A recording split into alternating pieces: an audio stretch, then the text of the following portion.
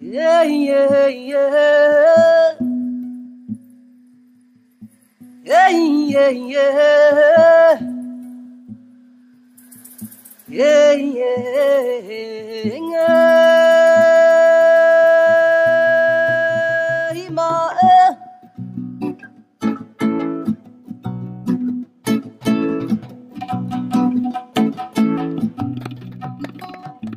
Bonjour, je m'appelle Christophe Cuplin, je suis suisse, réalisateur suisse de Genève. Que dire de plus?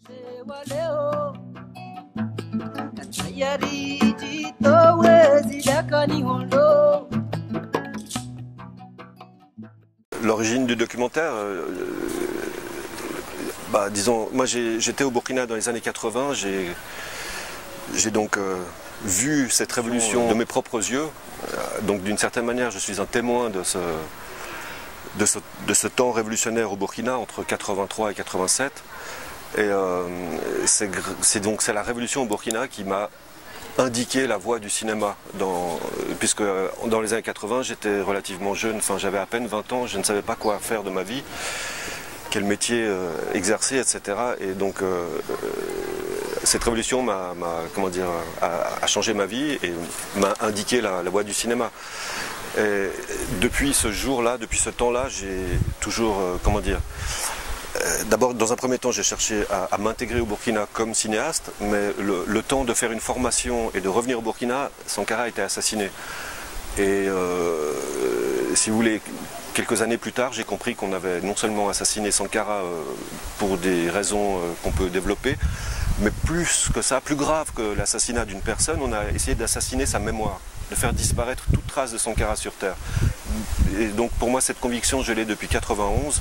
Donc depuis 91, je me suis fait la promesse, j'ai fait la promesse à Thomas un jour je ferai un film sur toi, parce que je te dois bien ça, Thomas. Je dis c'est grâce à la révolution et voilà, grâce à son leader Thomas Sankara que finalement je suis assis ici devant vous pour vous parler de ce film.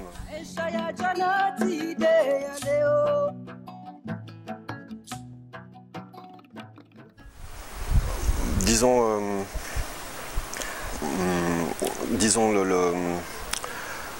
d'une façon générale, disons, je ne vais pas trop axer sur Sankara dans cette réponse, mais parce que c'est pas Sankara qui m'a donné dans un premier temps, c'est pas Sankara qui m'a donné qui a suscité l'intérêt pour cette révolution, c'est les Burkinabés eux-mêmes.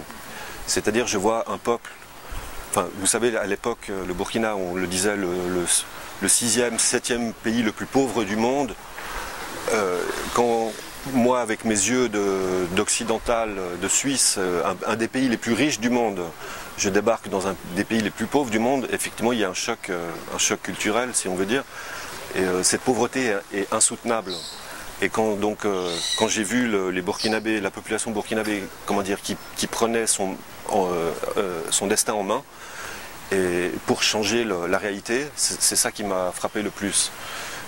Parce que c'était leur sincérité, c'est la sincérité de la mobilisation de la population qui m'a touché le plus. On n'attend pas que l'autre nous donne quelque chose, on ne se plaint pas d'autre chose, et donc c'est ça qui était le plus fort. Et si vous voulez, c'est Sankara qui porte le mieux cette parole. Enfin, c'était un personnage hors du lot, quoi. Et donc il est sorti du lot parce que ses discours étaient forts, puissants, engagés, et en même temps il y avait toujours une pointe d'humour.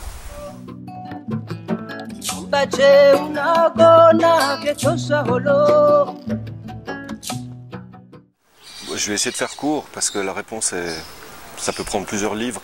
Mais disons, au Burkina, vous avez une vieille garde de militaires qui est au pouvoir, le général Lamine Zana. Et avec tous ses officiers supérieurs, ce sont des gens, c'est une génération qui vieillit. Et si vous voulez, le coup d'état de Sankara et des jeunes officiers qui l'accompagnaient, c'est une nouvelle génération qui prend le pouvoir en fait. Donc c'est vraiment un changement générationnel. Comme aujourd'hui, vous voyez au Burkina aujourd'hui en 2015, il y a aussi, on va dire, la jeunesse s'est pris en main et est sortie dans la rue pour chasser Blaise Compaoré et chasser le putschiste Diendéré au mois de septembre dernier. Et donc il y a de nouveau un changement générationnel, j'ai envie de dire.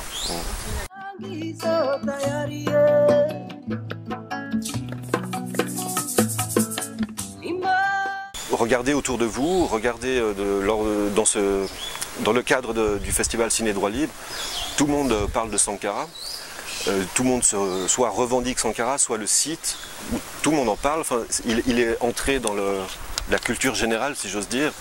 Ce n'est plus un tabou de parler de Sankara. Et comment dire, Sankara avait une phrase, il disait « Tuez Sankara, il y aura 20 Sankara demain ». Je crois qu'aujourd'hui, il n'y a pas 20 Sankara, il y en a des milliers. Et donc l'apport intellectuel de Sankara est absolument comment dire, est conséquent et important. Et il permet à des jeunes générations de se référer à ses idées, et comme des idées d'autres personnes. Et cela permet de prendre en main son avenir de nouveau. Ça fait 25 ans qu'on essaie de prendre son avenir en main.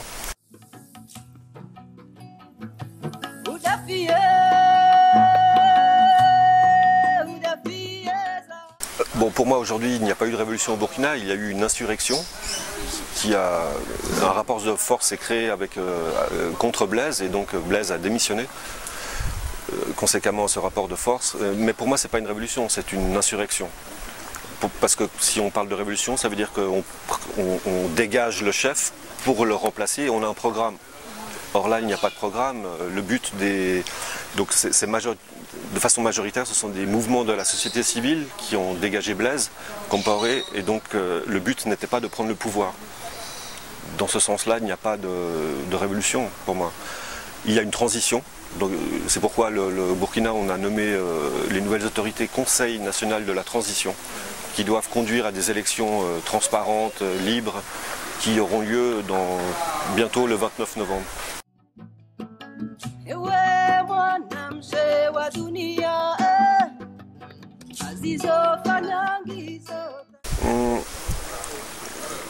Bon, chacun retient ce qu'il veut quand il regarde un film. Disons, moi j'ai envie de dire, essayez d'en savoir plus sur Sankara, parce que à la fois ceux qui idolâtrent Sankara ne le connaissent peut-être pas très bien, et ceux qui sont anti-Sankara, comment dire, ils ne s'intéressent pas à savoir plus que ils ne cherchent pas à dépasser leur propre avis, ils pensent que c'est un révolutionnaire qui a mal tourné, qu'il était sanguinaire, et donc je pense que des deux côtés on se trompe. Donc bon, j'essaie d'apporter des éléments de réflexion pour que le spectateur se dise « Ah, là en tout cas, on avait quelqu'un qui a essayé de faire quelque chose, qui a essayé il s'est sacrifié pour son peuple. Voilà, il a essayé c'est très rare dans les révolutions sont souvent tronquées, on vole la révolution au peuple, et là vous avez un contre-exemple dans le XXe siècle d'un révolutionnaire qui ne vole pas l'argent du peuple, qui au contraire essaye de tout rendre au peuple, et dans ce sens-là c'est unique. Je pense que la révolution burkinabé est unique dans ce sens-là.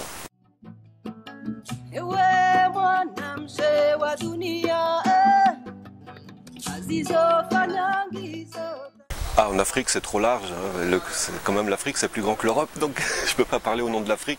Éventuellement parler du Burkina, mais non, par rapport à la situation du cinéma en Afrique, franchement j'ai pas grand chose à dire, je sais pas quoi dire là-dessus, je pense que c'est pas pertinent.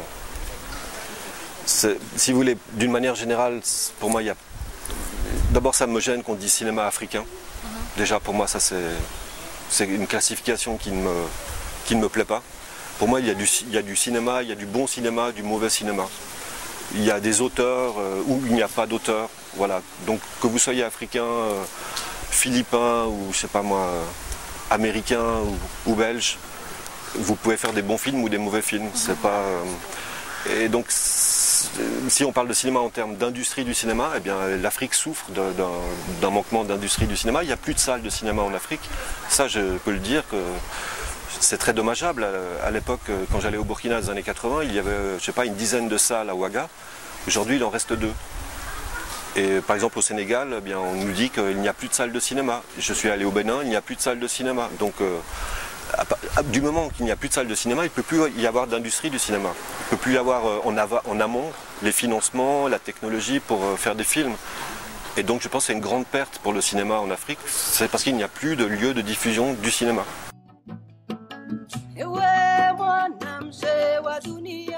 Donc mon film a ceci de particulier, c'est-à-dire qu'il est constitué à 99% d'archives. Et donc effectivement il y a un travail comment dire, spécifique par rapport à ces recherches d'archives. Et puis enfin, non seulement rechercher le matériel, et également aller partir à la recherche des ayants droit, puisque 90% de ce matériel est soumis aux ayants droit, aux droits d'auteur. Et donc le travail le plus compliqué a été de rechercher ces ayants droit pour soit payer leur dû ou négocier quelque chose à l'amiable. Et voilà. Donc je déconseille à tous les cinéastes du monde de faire un film comme moi j'ai fait, c'est-à-dire que utiliser des archives dans un film, c'est un vrai casse-tête. Voilà, c'est un travail qu'on ne peut pas a priori envisager. Il faut être un peu cinglé comme moi pour se lancer dans une aventure pareille. Voilà, en franchissant toutes les barrières qui se posent à vous, quoi. Sur les archives, ce que je peux ajouter, c'est que je me suis adressé principalement à l'INA en France, Institut National de l'Audiovisuel. Dans mon pays, la Suisse, également, il y a eu des archives Sankara parce qu'un réalisateur suisse a tourné un film en 84. Et sinon, ce sont des archives de la télévision burkinabé. Il y a quelques minutes de la télévision burkinabé, mais comme le film a été réalisé pendant le mandat, pendant la présidence de Blaise Compaoré, si vous voulez, ces archives de la télévision burkinabé ne sont pas répertoriées, n'existent pas. Et donc moi mon travail, enfin c'est peut-être un des messages que j'ai, mais peut-être pas dans le film, mais le message que j'ai au public quand je leur parle, c'est quand je parle au burkinabé, j'ai envie de dire que ces archives que j'ai trouvées à l'époque et que j'ai préservées dans mon bureau, le but c'était de rendre cette mémoire audiovisuelle au burkinabé, quoi. Une partie de la mémoire audiovisuelle du Burkina Faso est dans mon bureau à Genève. Et au-delà du film, mon idée c'était de rendre ce matériel aux autorités burkinabées pour qu'ils puissent l'utiliser, le répertorier, et voilà. Et donc ça n'était pas possible sous le régime Compaoré. Actuellement, voilà, je suis en discussion, on va dire.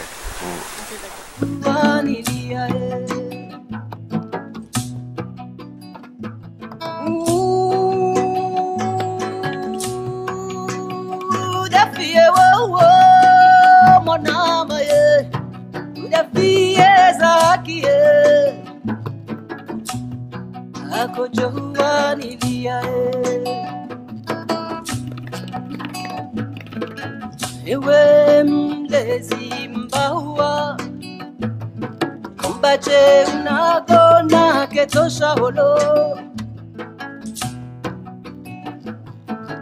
Wisonga juwa ujizire Na wena ndazi za ubadilisho Ima ye tirie mama ye di koe korini